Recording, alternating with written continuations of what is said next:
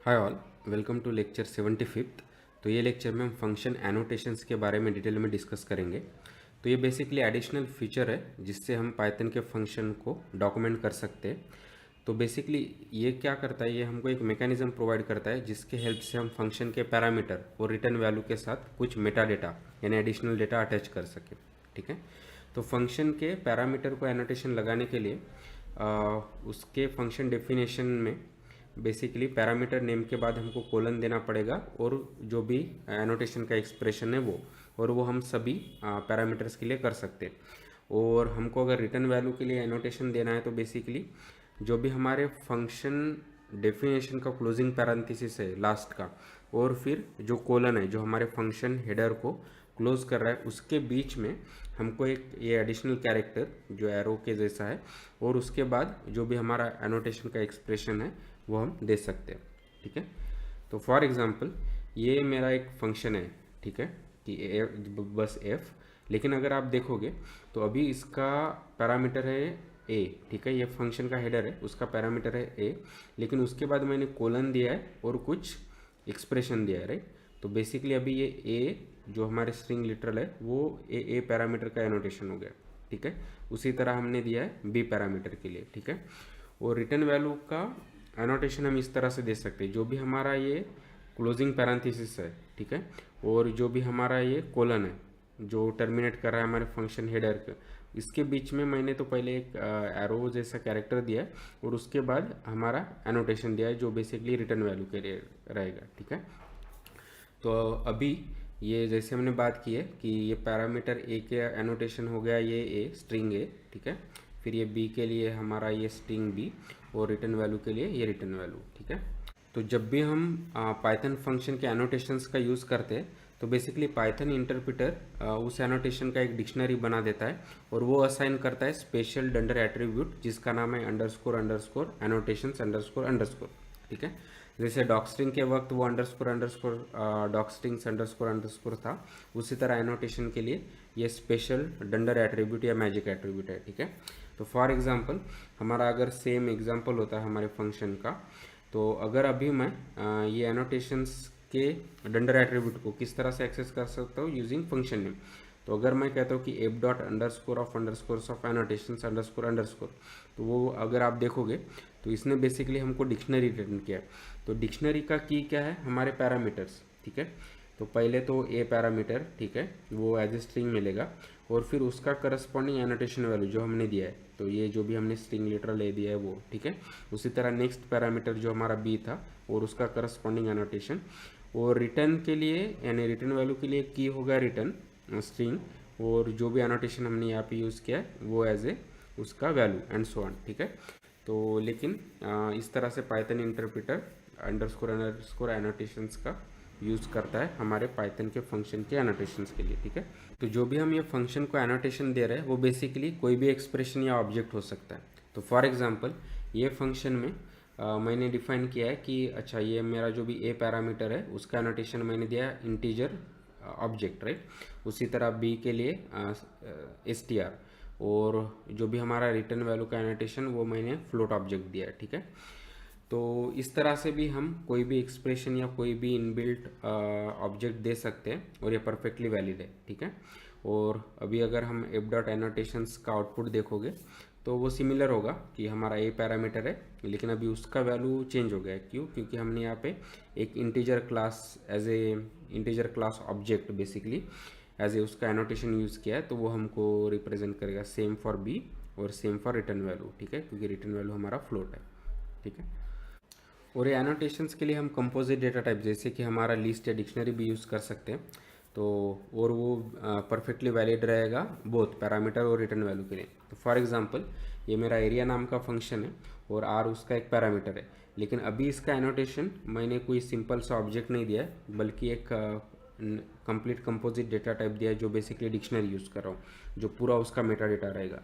तो हम यहाँ पे इंडिकेट कर रहे हैं कि आर का मेटा डेटा और इसका इतना सारा डिटेल्स कि उसका डिस्क्रिप्शन है कि रेडियस, उसका टाइप होगा float and so on. Similarly हम वो रिटर्न वैल्यू के लिए भी कर सकते हैं।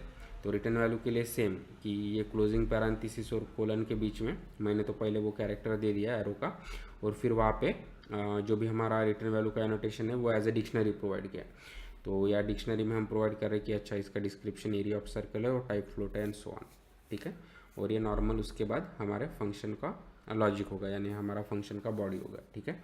लेकिन इंपॉर्टेंट थिंग टू नोट कि एनोटेशंस के लिए हम कंपोजिट डेटा टाइप भी यूज़ कर सकते हैं।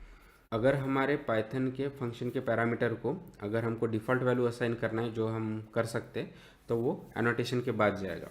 तो फॉर एग्जांपल यहाँ पे अगर आप देखोगे तो ये मेरा फंक्शन एफ है और यहाँ पे मेरा ए है जो मेरा पहला पैरामीटर है, और फिर मैंने उसका एनोटेशन दिया इंटीजर, और मैं उसको कुछ डिफ़ॉल्ट वैल्यू असाइन करना चाहता हूँ। तो जनरली होता है कि a is equal to 12, right. लेकिन जैसे हमने यहाँ पे एनोटेशन का यूज़ कर रहे हैं तो पहले हमको एनोटेशन देना पड़ेगा। तो जैसे हम पैरामीटर को देते हैं एज यूजुअल कि कोलन के बाद एक्सप्रेशन, और फिर उसके बाद कोई भी डिफ़ॉल्ट वैल्यू जो हम देना चाहते हैं वो जाएगा। सिमिलरली फॉर बी, तो बी का एनोटेशन है इंटीजर और उसके बाद उसका default value and so on, right.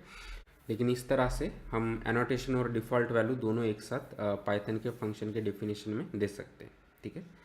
लेकिन इंपॉर्टेंट थिंग टू नोट कि एनोटेशंस बेसिकली कोई सिमेंटिक रेस्ट्रिक्शन हमारे फंक्शन पे नहीं प्रोवाइड करा है। अगर हम कहते हैं कि पैरामीटर ए इज़ इंटीजर और बी एज ए फ्लोट, लेकिन ऐसा नहीं है कि हम उसको दूसरा वैल्यू नहीं दे सकते, ठीक है। तो ये बस सिंपली मेटा डेटा है वो अंडरस्टैंडिंग के लिए या बेसिकली फॉर डॉक्यूमेंटेशन पर्पज़, ठीक है। तो ये कोई रेस्ट्रिक्शंस नहीं प्रोवाइड करता है कि अगर हमने annotation a as a integer दिया है तो अगर हम फ्लोट वैल्यू देते हैं तो वो कोई एरर देगा, ऐसा नहीं होगा, ठीक है। तो जैसे हमने बात किया था कि एनोटेशन सिर्फ डॉक्यूमेंटेशन और अंडरस्टैंडिंग पर्पज़ के लिए। तो डेफिनेटली ये जो भी हमने डिटेल्स डिस्कस किए कि पैरामीटर के एडिशनल डिटेल्स यानी एडिशनल मेटा डेटा या सिमिलरली फॉर रिटर्न वैल्यू, तो वो तो हम डॉक्सिंग से भी दे सकते हैं, हाँ डेफिनेटली हम दे सकते हैं, या इनफैक्ट हम कमेंट भी दे सकते हैं। लेकिन ये और एक एलिगेंट वे है जो क्लियरली स्पेसिफाई करेगा या क्लैरिटी प्रोवाइड करेगा फंक्शन के पैरामीटर और रिटर्न वैल्यू के लिए, और ये हाईली रिकमेंड है यूज़ करना, ठीक है। तो यहाँ पे हमारा थर्ड सेक्शन कंप्लीट होता है, तो जो बेसिकली डेडिकेटेड था कि पाइथन के फंक्शंस को। तो हमने ये सेक्शन में देखा था कि हम किस तरह से यूज़र डिफाइंड फंक्शन क्रिएट कर सकते हैं, ठीक है। तो उसके पहले हमने देखा था कि हम इनबिल्ट फंक्शंस पाइथन के किस तरह से यूज़ कर सकते हैं। लेकिन ये लेक्चर में हमने देखा या पूरे सेक्शन में हमने देखा कि हम किस तरह से हमारे खुद के यूज़र डिफाइंड फंक्शन क्रिएट कर सकते हैं। फिर हमने देखा कि हम वो फंक्शन को डिफरेंट वैल्यूज़ पास कर सकते हैं और उसके डिफरेंट टाइप्स और या मैकेनिज्म कैसे होते हैं, ठीक है। और फिर हमने देखा था कि हम किस तरह से पाइथन के फंक्शन से कोई भी डेटा वैल्यू हम उसके कॉलर को रिटर्न वैल्यू भी रिटर्न कर सकते हैं, राइट। हम डेफिनेटली इनपुट वैल्यू भी फंक्शन को प्रोवाइड कर सकते हैं और फंक्शन से आउटपुट वैल्यू भी उसके कॉलर को रिटर्न कर सकते हैं, तो वो भी हमने यूजिंग रिटर्न स्टेटमेंट देखा। और फाइनली हमने लास्ट लेक्चर और ये लेक्चर में देखा कि हम किस तरह से पाइथन के फंक्शन को डॉक्यूमेंट कर सकते हैं यूजिंग डॉक्स्ट्रिंग, और ये लेक्चर में हमने एनोटेशंस को डिस्कस किया, ठीक है। तो यहाँ पे हमारा जो भी हमारा थर्ड सेक्शन था जो बेसिकली डेडिकेट था कि पाइथन के यूज़र डिफाइंड फंक्शंस को वहाँ पे कंक्लूड करते हैं, ठीक है। तो जो भी हमने ये लेक्चर में देखा basically about Python functions annotations, तो उसको यहाँ पे एक बार ट्राई करते हैं। तो हमने क्या बात की थी कि हमारा जो भी पाइथन का फंक्शन है तो वहाँ पे हम एनोटेशन का यूज़ कर सकते हैं। से मेरा फॉर एग्जांपल पैरामीटर ए है, तो इस पैरामीटर को एनोटेशन के लिए क्या करना पड़ेगा, मुझे पहले कोलन देना पड़ेगा और फिर यहाँ पे मैं उसका एनोटेशन दे सकता हूँ। तो से फॉर एग्जांपल ये देता हूँ, ठीक है। उसी तरह हमारे बी पैरामीटर के लिए, ठीक है। तो से मैं सिमिलर कुछ एनोटेशन देता हूँ। और रिटर्न वैल्यू के लिए एनोटेशन के लिए देने के लिए तो यहाँ पे हमारा कोलन होता, लेकिन अभी ये क्लोजिंग पैरेंथेसिस और कोलन के बीच पहले तो मैं वो एरो जैसा कैरेक्टर दूंगा और फिर यहाँ पे हम एनोटेशन दे सकते हैं। तो से कि मैं कुछ स्ट्रिंग लिटरल देता हूँ सेइंग कि इट इज़ रिटर्न वैल्यू, ठीक है, इस तरह से, और से बस मैं यहाँ पे पास देता हूँ, ठीक है। लेकिन जब भी हम इस तरह से किसी भी फंक्शन को एनोटेट करते हैं तो क्या होगा कि Python interpreter underscore underscore annotations underscore underscore ये एट्रीब्यूट को हमारा एक डिक्शनरी वैल्यू जो बेसिकली एनोटेशन को डिस्क्राइब करेगा वो रिटर्न करेगा, और वो हम रीड कर सकते हैं using F dot underscore underscore और वो dunder method sorry dunder attribute basically underscore underscore sorry annotations, right, ANNO। अगर अभी आप देखोगे तो ये बोल रहा है कि अच्छा ये पैरामीटर ए है उसका एनोटेशन ये है, पैरामीटर बी उसका एनोटेशन ये, और रिटर्न वैल्यू के लिए की रिटर्न है और उसका annotation return value and so on, ठीक है। और फाइनली हमने बात की थी कि हम एनोटेशन के साथ साथ बेसिकली डिफ़ॉल्ट वैल्यू भी दे सकते हैं। तो फॉर एग्जांपल यहाँ पे मैं एनोटेशन से इंटीजर देता हूँ, इंडिकेटिंग कि ये पैरामीटर मेरे इंटीजर टाइप का है, लेकिन से मुझे उसको कुछ डिफ़ॉल्ट वैल्यू देने से कि 12, ठीक है। उसी तरह मेरा बी पैरामीटर वो भी से इंटीजर टाइप का है और उसका से डिफ़ॉल्ट वैल्यू है 13, ठीक है। तो मैं डिफ़ॉल्ट वैल्यू इस तरह से दे सकता हूँ। और से मेरा भी एनोटेशन हम प्रॉपर देते हैं कि ये फ्लोट का ऑब्जेक्ट बेस, क्योंकि ये से रिटर्न करेगा फ्लोट वैल्यू, ठीक है। और फिर मैं कहता हूँ कि return a divide by b, ठीक है। तो अगर मैं ये फंक्शन को अभी कॉल करता हूँ से यूजिंग T2 and 3, ठीक है, तो उसके करस्पॉन्डिंग रिजल्ट मिलेंगे। सो 2/3 0.66। लेकिन अगर मैं विदाउट कोई आर्गूमेंट अभी भेजता हूँ तो क्या होगा, ये डिफ़ॉल्ट वैल्यू का यूज़ होगा। सो 12/13 का रिजल्ट जो 0.92 है वो हमको रिटर्न मिलेगा, ठीक है। तो इस तरह से हमारा डिफ़ॉल्ट वैल्यूज़ भी वर्क हो रहे हैं। और ये एडिशनल एनोटेशंस ये फंक्शन में जो भी हमने दिए हैं तो वो बेसिकली हमें हेल्प कर रहे हैं इसको प्रॉपरली डॉक्यूमेंट करने के लिए। और वो एनोटेशंस हम देख सकते हैं यूजिंग f.___ एनोटेशंस या एट्रीब्यूट से, ठीक है।